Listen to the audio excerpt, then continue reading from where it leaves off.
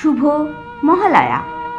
দেবীপক্ষের সূচনাকালে সবাইকে স্যাস ক্রিয়েটরিসের শারদীয়ার প্রীতি ও শুভেচ্ছা জানাই। সবার পুজো আনন্দময় হয়ে উঠুক, দেবী দুর্গার কাছে আমাদের এই প্রার্থনা।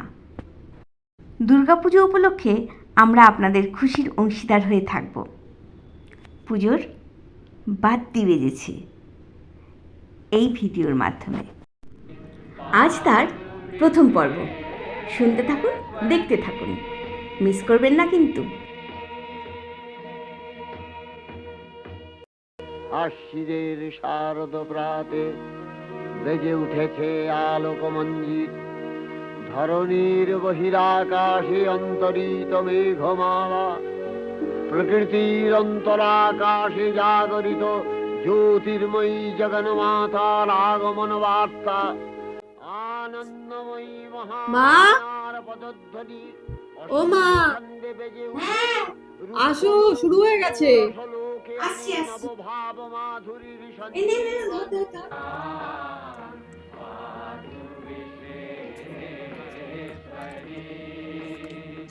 এই গানটা শুনলে না মন প্রাণ একদম শান্ত হয়ে যায়। কি ভালো যে লাগে, কিন্তু দুঃখের ব্যাপার কোনোদিনই পুরোটা শুনতে পারি। চা খেয়েও পুরোটা শুনতে পারবে না? ঘুম পেয়ে যেত ছোটবেলায়, বড় হয়েও শুনতে পারিনি। সবকিছুই করি, কিন্তু একটা দিনই চা পেতাম, বুঝলি, ছোটবেলায়। এরম কেন? এরম কেন? মানে জেগে যাতে শুনতে পারি, চাটা দেয়া হতো যাতে সবাই মিলে বসে একটা আসরের মতন বসে যে আর এক জায়গায় এই এই রেডিওটা দেখছিস না, এরকম রেডিও ছিল না। এটাও আজকে থেকে প্রায় 26 বছর আগেকার রেডিও, মানে এই এটা তারও আগে অন্যরকম একটা ফরম্যাট, বক্সের মতো। হ্যাঁ, ওই একটা ছোট্ট বক্স চালানো হতো, তার পাশে সবাই বসে থাকতাম আমরা। দিয়ে চাটা দিয়ে খাওয়া হয়ে যেত, একটু ঘুমটা ভাঙতো, তারপরে সকালবেলা বেরিয়ে যেতাম। একটু নেই, অন্ধকার থাকতো। মহালয়া শুনতে না পুরোটা? মাইকে হতো তো। ও, মানে বাড়ির বাইরে মাইক ফিট করে দিত। সবার বাড়িতে তো রেডিওটাও ছিল না সেই সময়টা, টিভি তো ছেড়েই ছিল না সেই সময়টা। মানে আর তার কিছুদিন পরে থেকে আমরা টিভি পেয়ে গেছি। কিন্তু সেই মানে সেই সময়টা টিভিতে অত প্রোগ্রাম হতো না, মহালয়ার প্রোগ্রামটা হতো না। টিভি ছিল, সবার বাড়িতে ছিল না, কিন্তু সবার মহালয়ার প্রোগ্রামটা সেই সময় থেকেও হতো না, আরো পরে হয়েছে। তো আমরা ব্লেস যে আমরা অনেক কিছু দেখেছি, যেমন পদ্ম ফুল ফুটতে দেখেছি। ওই ভোর রাতে উঠে অন্ধকারের মধ্যে একদম বার্ড থাকতো, পদ্ম ফুলের বার্ডটা কিভাবে ফুটতো সেই ফোঁটাটা আমরা দেখেছি। তারপরে শিউলি ফুল জানিস কেমন দেখতে হয়? কেমন? হোয়াইট কালারের, আর স্টেমটা অরেঞ্জ কালার, ছোট ছোট হয়, ওটা গাছে ঝাড়া দিলে পরে বিছিয়ে থাকতো একদম। তো সেগুলোকে কোড়াতাম, সেগুলো কোড়ানোর একটা ভালো মজা থাকতো। মানে একা একা তো কোড়াতাম না, মানে তখন তোদের যেমন বন্ধু টন্ধু নেই, মানে খেলাধুলার বন্ধু নেই। আমরা স্কুল থেকে এসে খেলতে যেতাম, সে মানে বন্ধুদের আগে থেকে বলা থাকতো যে আমরা বেরোবো, পার্টিকুলার সময় বেরোবো, বা ডাকতো। হ্যাঁ, কেউ তাতে ডিস্টার্ব ফিল করতাম না। তো নয়, বড় কচু পাতা ছিল, কচু পাতাকে ফোল্ড করে ওর মধ্যে ফুল রাখা হতো, সেটা ঠাকুরের পায়ে পরবর্তী সময় দিতে হতো। আদারওয়াইজ জামার কোটরে, তখন ওই প্লাস্টিক ক্যারি ব্যাগ গুলো ছিল না। তো ওইগুলো করতাম, মানে ওইগুলো যখন এখন ফিল করছি তো খুব নস্টালজিক লাগছে ব্যাপারটা। তোর কি মনে হয় মহালয়ার ব্যাপারটা জানিস? জানি। ওই যেটুকু টিভিতে দেখা, অ্যানিমেটেড কার্টুনস গুলো যেগুলো দেখা, বা দাদার মুখ থেকে যেটুকু শোনা, ওইটুকুনি জানি। মানে এই যে মহালয়াটা হয়, বেসিক্যালি 3-4টে কারণ আছে। মানে এটা প্রধানত আমাদের দুর্গাপুজো, মহালয়া সবটা একটা এপিক, মানে যেটা কেউ কোনোদিন চোখে দেখেনি, কিন্তু আমরা সবাই বিশ্বাস করি। একটা আনন্দ আসে মনের মধ্যে এই পুজো।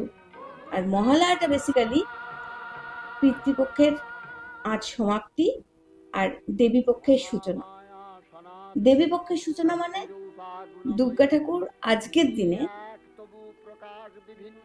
কৈলাস থেকে মর্তে এসছে। এই দিনেই তো সব ঠাকুর দশ 10 রকমের ঠাকুর, তাই তো?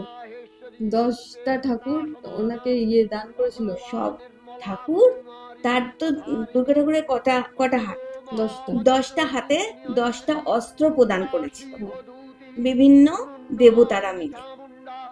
যেমন শিব ঠাকুর ত্রিশূল, হুম, ব্রহ্মা দিয়েছিল পদ্মফুল, হুম, কমণ্ডলা, ইন্দ্রদেব দিয়েছিল বজ্র, অগ্নিদেব দণ্ড, হ্যাঁ তাই তো? ঠিক শেষনাগ, বলেছি?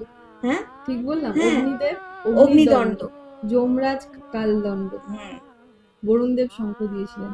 হুম, হুম, পবনদেব তীর ধনুক দিয়েছিল। মানে এরকম করে 10 হাত ওনার ভরিয়ে দিয়েছিল অস্ত্রে।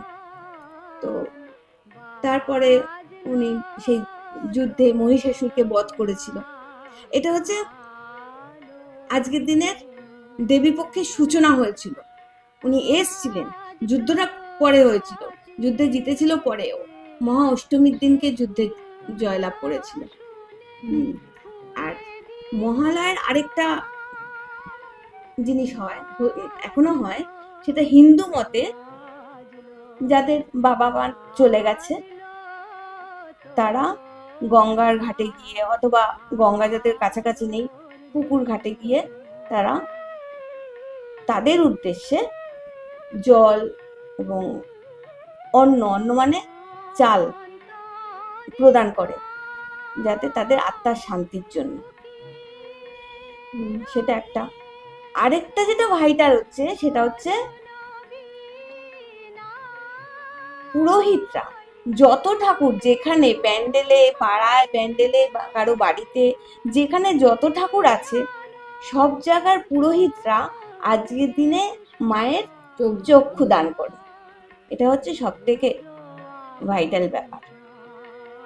আর দিনটা আজকের থেকেই, অমাবস্যা আজকে শেষ হয়ে যাবে, পূর্ণিমা আজকে থেকে আরম্ভ হবে, অনেকগুলো জিনিস আজকে থেকে শুরু।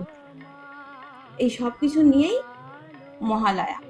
আর মহালয়াটা হচ্ছে মানে আমরা জানি কি, সকালবেলা উঠেই বীরেন্দ্র কৃষ্ণ ভদ্রের চণ্ডীপাঠ, আর তার সাথে যে গানগুলো রয়েছে সেগুলোকে বলা হয় আগমনী গান। এই গানগুলো শুনতে মন প্রাণ ভরে, কোনোদিন পুরনো হয়নি। আমি ছোট থেকে শুনে যাচ্ছি, কোনোদিন পুরনো হয়নি ঠিক। এই তবে একটা ম্যাজিক ব্যাপার আছে, এই মহালয়াটা বছরের অন্য সময় যদি তুই শুনিস ওই ফিলটা পাওয়া যাবে না। আজকে যে যে বাজছে না, তাতেই ভেতরটা একটা কেমন আনন্দ আনন্দ লাগছে, যে পুজো এসে গেল, পুজো শুরু হয়ে গেল, এরকম একটা ব্যাপার। কি কেমন লাগলো?